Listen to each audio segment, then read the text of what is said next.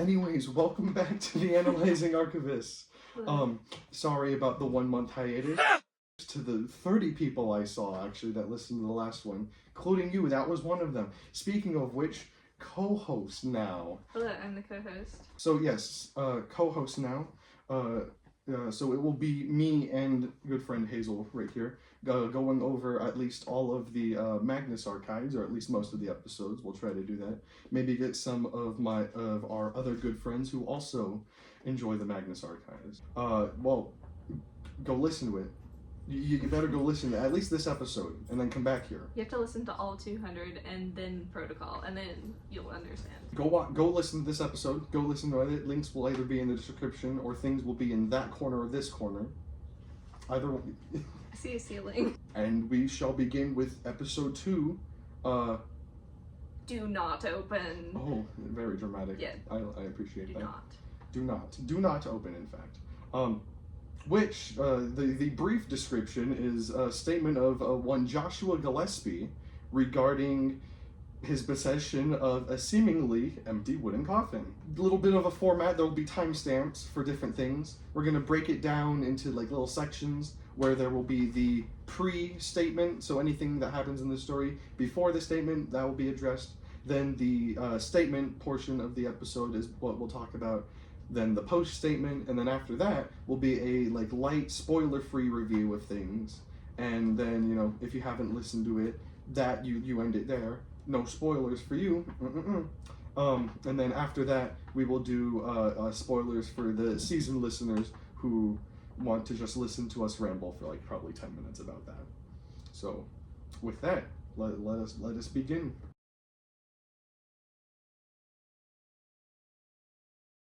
Is Joshua Gillespie. I already forget the college they're celebrating for getting their doctorate thing. He was a architecture student at Cardiff. That's right. And he and friends were just partying in, nope, not in Borough, that was the last. Yeah. They went on holiday to Amsterdam. Amsterdam, that is correct. They're in the Netherlands. On drugs and drinking. Yes. That's prevalent that he mentions this. And he's just walking alone by himself, just kind of after one particular night of heavy drug. Yeah, everyone else is hungover, and he's like, I don't want to be here, and he leaves to go look at architecture.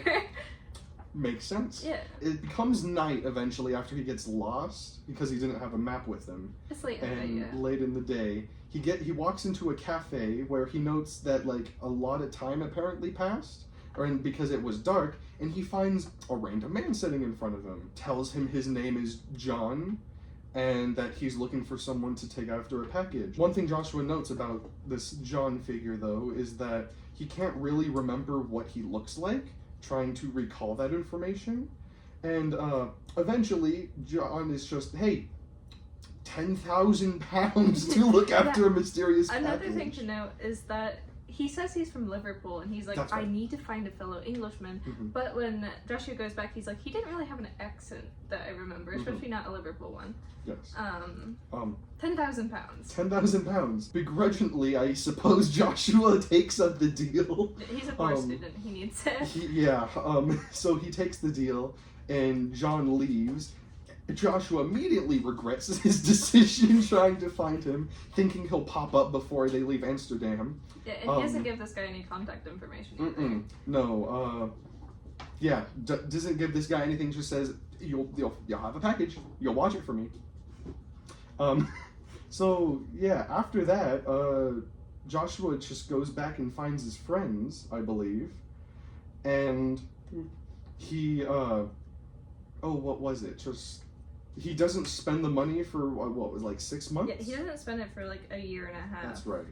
Or, no, I don't think it says that's somewhere else in here. No. Oh, yeah, the year and a half was, how long he had the package, so let's jump to that. So, he hasn't spent it for a really long time, and then he's going to move to Bournemouth. That's right. And he's like, shoot, rent's really expensive here, and he has to spend the money. Yes. But he says he gets himself a pretty nice apartment, so good for him using that money. Yeah, and he's like, it's fine, I didn't give this guy any information, I'm unfindable because I'm living 2 cities away. 2 cities away, and it's been months, probably. Yeah, it's been a while. Yeah, been a while, so probably just give away free He money. he's grown a beard, and he thinks that it will hide him. That's right. I think that's important yes, to realize. beard. This guy is he's considered one of the smartest guys in the entire podcast, but at the same time, he thinks that growing a beard will keep him unrecognizable. A week later, after he moves into this new apartment, he gets a delivery from two really tall, like, sturdy, buff delivery men. Sturdy Cockney delivery men. Cockney delivery men. We'll love these guys later. Wearing a uniform, but has no logos or anything on them. But they deliver this giant package.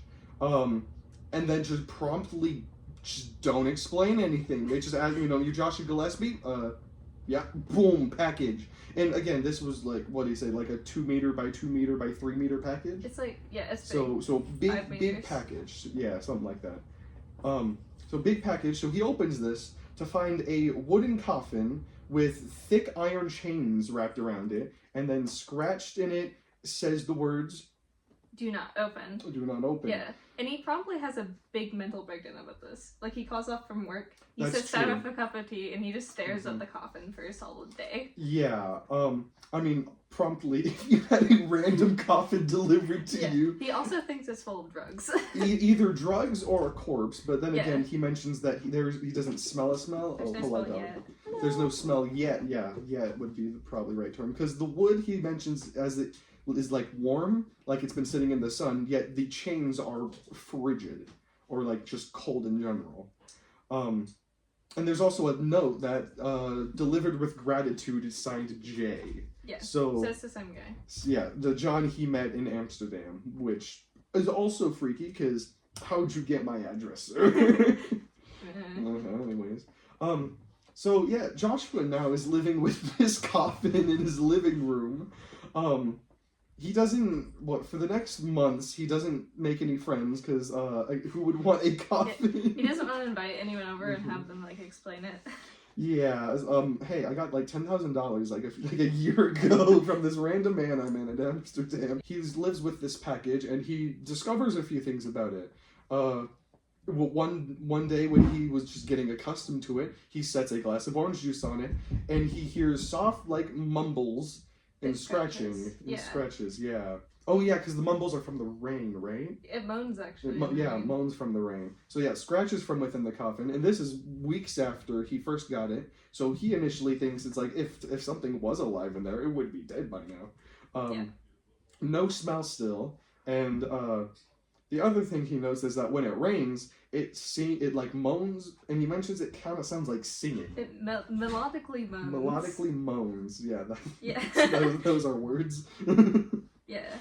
And he actually references Dawn of the Dead, and he says it doesn't sound like Dawn of the Dead, so... That's right, because he's like, I feel like I know what zombies would sound like. Yeah. But he gets in the habit of turning on music. He's living with this. He's like, okay, it's fine, you can adapt. Yep, and and then another thing that happens is he begins to sleepwalk. And he will frequently find... Oh, forgot to mention, with this coffin, there came a key with the letter that was with it. Yeah, it was stuck in the lock. That's right, it was stuck in the lock. So there was this key, and he would begin to sleepwalk after a while, finding that when he would be awoken, he would either be standing with the key, like just hovering over this coffin, or one scary particular moment where he had the key in it and was about to turn it. So he was like, no. He proceeds to hide it in various different places that's harder to get. And this is when he becomes the smartest man in the entire podcast. He takes a bowl, fills it with water, puts the key in the bowl of water, and throws it in the freezer. Which, smart. Very smart choice, because whenever he would be sleepwalking in the coldness of the ice block would just wake him up. And he lives like this for a year and a half. And then they're back. The delivery men are back. Yes, they are back with John this time, the guy he met in Amsterdam, and he says they seemed surprised when they first saw him. Almost like he wasn't supposed to be alive. Or something mysterious. Something mysterious. Who knows? We don't. So basically, Joshua, he stays in the kitchen. He gets the bowl. He crashes it on the floor. He's like, I just wanted them out. He stays in the kitchen. They go into the living room. And it starts to scream. Yeah, he's screaming coming from the living room. And then when he looks out his window to the street, he sees a delivery van, which on the side of it is labeled Brecon and Hope Deliveries. And he also sees that they walk out with a coffin with no John. No John from Amsterdam to be in sight anywhere. So, but after that, he, oh yeah, well, I guess is that basically at the end of the statement? Yeah. The guy gets a new job, he moves to London, That's he right. tries to ignore this ever happened to him, Mm-hmm. and that's all we hear of his statement. And next we have John giving us kind of John Sims, not John in the coffin. Post statement ends there. Johnny Sims, head archivist man, says that Tim did a bit of research and found that that Brecon and Hope Deliveries was a real thing that went into liquidation. I want to say 2009. Yeah. Yep. They're based in Nottingham. Yep. Just a ways away. Yes, from London, maybe. I can't say I know UK places a whole lot. Yeah. But sure. We also learned, this is not really relevant, but we also learned that John grew up in Bournemouth, and he's like glad that there's still spooky things happening in my own hometown. That's right. And then he also says that Tim did some other research about the apartment building he lived in, and that for the 2 years that Joshua lived there, there were no other occupants, and that after he moved, the building was set to be demolished. Yep, it was sold demolished. So basically, he's living alone with this coffin the entire time, and he doesn't really notice it, from what we can tell. That there's no one else, which, yeah, fair enough. But basically, the summary of this episode, according to John, is that it starts with drug use and continues on with a lack of corresponding witnesses. So he's still playing this the skeptical game. Yep. But other than that, that is essentially this episode. So yeah, spoiler free review section time.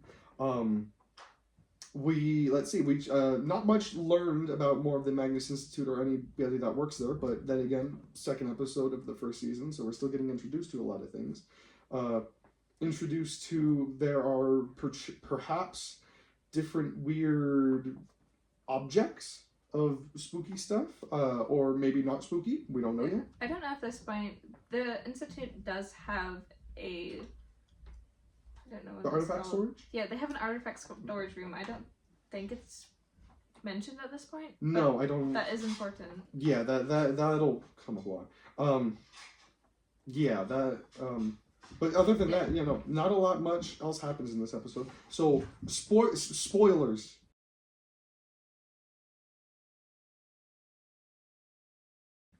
If you don't want to be spoiled for anything else, or if you want, just listen to all 200 episodes in one day, you could probably do that.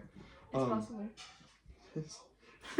Did you do that? Did you? Let's move on. Alrighty. So spoilers.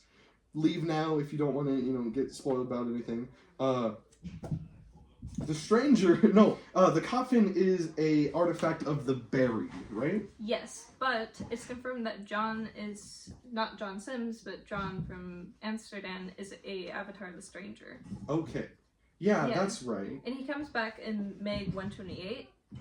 So basically he thinks the coffin will be safe. I'm not sure why he gets it in the first place, but he thinks it's safe because of the chains. Something happens, he has to give it to someone else to see if they pass the test. Oh, yes. So that's the reason he's giving the coffin away momentarily. And why he was surprised when Joshua was smart. Joshua was smart. Yeah, and the important thing with this too is Brecon and Hope are really important to the coffin. Like, they're connected to it in a lot of ways. Yes, and connected and also sort of like bound to it. Or just, again, just a real connection to it that after the transformation of like the world and stuff, when Hope dies during all of that, Brecon is just lost with nothing to do because he's just in the circus area, right?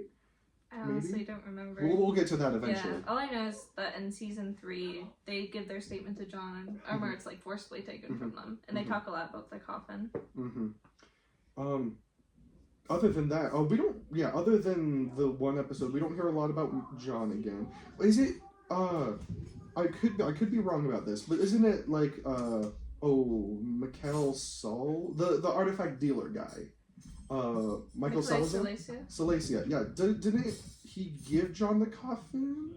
I could be very wrong about this. I might just be thinking about this. I know that Beckon and Hope delivered it, but I'm not really sure. Okay.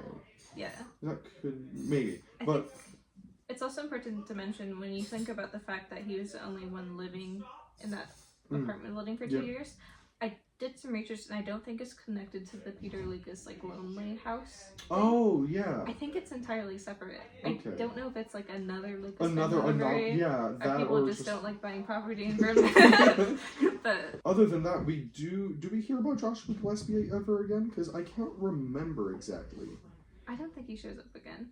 No, I think he's he's mentioned when whenever Breaking gives the statement, and he tells kind of like his side of the events, in like John Amsterdam and stuff like that. I'm just gonna call him that now, John Amsterdam. Yeah, that works. Because like this is only the second episode, second episode, and we're already introduced to 3 different Johns if you think about it. Yeah. Because there's Sims, John Amsterdam, and in the last episode there was another John that was one of the missing people. So, if no one here knows anything about Johnny Sims, he is notoriously bad at naming people. There's like 17 Michaelis throughout this series. Any character ever who's played by Johnny Sims has some variation of the name Jonathan Sims. J name. Yeah, it's a mess. A lovely mess. A lovely mess. Also, the 2019 live show is important to this. So, expound? So the 2019 live show about the Magnus Archives used the first 2 episodes, and they introduced both John's first day working as an archivist, and they went over Anglerfish and Do Not Open. Oh, okay. But at this point, John was trying to record them on the laptop, to which Tim actually, he's like, you should probably use the tape recorders instead if the laptop's not working, so that's when that idea comes into play. Yeah, I don't remember that. Yeah, but if you haven't watched the live show, go watch it. It's really, really good. It wasn't one of the things that they just like threw in between seasons, I believe. Yeah. Some of the extra stuff that they did. I think it was at a podcast convention or something when they were trying to advertise, but it's good. It's really funny. We get to hear about John calling his job general archiving. we get to meet Martin and find out that Elias is really bad at being a boss, maybe. Elias is bad. Elias is bad. Elias is just bad. We also get to find out that Gertrude did in fact die at the exact same desk that John works at, and Rosie's like, if you really want, we can get you a new one, but I don't really want to bring it up to Elias. Who's Rosie? Rosie's the secretary. That's right. Yes. Okay. Yeah, but John goes into the basement and he's like, I heard rumors that Gertrude died at this desk, and Rosie's like, yeah. So. Well, I mean, we'll probably, listen to that as well, because I do not remember this. It's really Again, good. This would be my second time rewatching or re-listening to all of this, and you have re-listened to it a few times. Yeah, about 3 times. About 3 times. So this will be my second. So listening back through everything, I'm going to get a lot of things that were like, that I didn't get on the first listen through, because. Obviously. Yeah, I'm gonna miss a lot of things too because I'm an idiot.